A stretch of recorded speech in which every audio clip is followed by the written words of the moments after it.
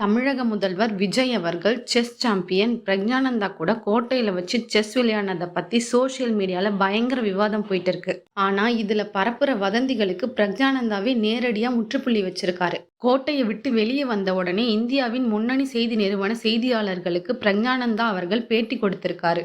அவர் கொடுத்த முதல் பேட்டி அவங்களே தான் போர்டு எடுத்துட்டு வர சொன்னாங்க. ஸோ எடுத்துட்டு அவங்க டேபிள்லே தான் அரேஞ்ச் பண்ணி டக்குன்னு செட்டப் பண்ணி விளையாட ஆரம்பித்தோம். இதுதான் அவர் சொன்னது.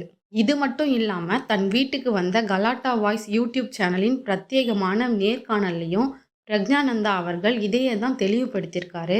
அவர் கொடுத்த 2வது பேட்டி, உங்களுக்கு 5 மினிட்ஸ் இருக்கா அப்படின்னு கேட்டாங்க. கண்டிப்பா இருக்கு 5 மினிட்ஸ் அப்படின்னேன். உடனே உள்ள போர்டு வச்சிருந்தாங்க. அவங்களே எடுத்துட்டு வந்தாங்களா என்னன்னு தெரியல. செக்ரட்டரியேட்ல இருந்துச்சான்னு தெரியல. ஸோ அவங்க எடுத்துட்டு வர சொன்னாங்க. அவங்க முன்னாடியே பிளான் பண்ணியிருந்தாங்க. நீங்க வந்தா விளையாடலாம்ன்ற மாதிரி.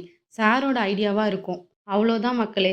அவங்களே எடுத்துட்டு வர சொன்னாங்க அப்படின்ற ஒரு லைனை மட்டும் வச்சு அவங்களுடைய அரசியல் ஆதாயத்துக்காக முழு உண்மையான செய்தியை மறைச்சி தவறான செய்தியை பரப்புறாங்க.